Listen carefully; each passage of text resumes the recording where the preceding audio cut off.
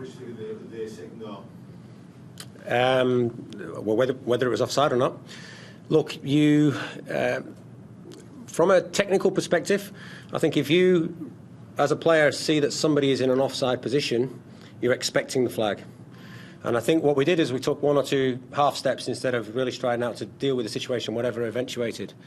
The lad that got through, Hershey, came from in my opinion, came from an onside position. The linesman was ready to flag it, but I'm not making excuses with regards to the referees. They've got a job to do, and maybe it was, maybe it wasn't. The thing that mustn't happen is that we stop defending it, and that's what we did. That's the criminal offence that we committed today, and that cost us the game. Big difference between the first half. You seemed pretty much in control. How did it turn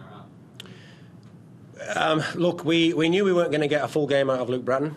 We hoped we might get an hour out of him. I thought in the first half he was excellent. And we pushed the barrow out a little bit, and we got probably 55 minutes out of him. When we threw George on, he took a little bit of time to get used to it, but he did very well when he came on, but we just lost our shape for some reason. If you have a look at the goals, they had an overload on both goals. So we'd lost our shape in terms of when they've got the ball, we weren't organised well enough. And at times we were defending with 8 players when we need 11 players. So that's not good enough, and it's something that's cost us the game in the end of the day. Are you sure of a player in that position? Another sort of defensive midfielder? No, I thought it worked very well in there with Massimo and Brazzi in there. I thought they worked, extremely hard. In the second half, Ono started playing a little bit in between the lines a little bit more, and Hershey pushed a little bit further wide. And as I said, they caught us on overloads, so we weren't attentive enough in terms of when they had the ball. When we had the ball, in terms of how we would be situated if they suddenly got a turnover.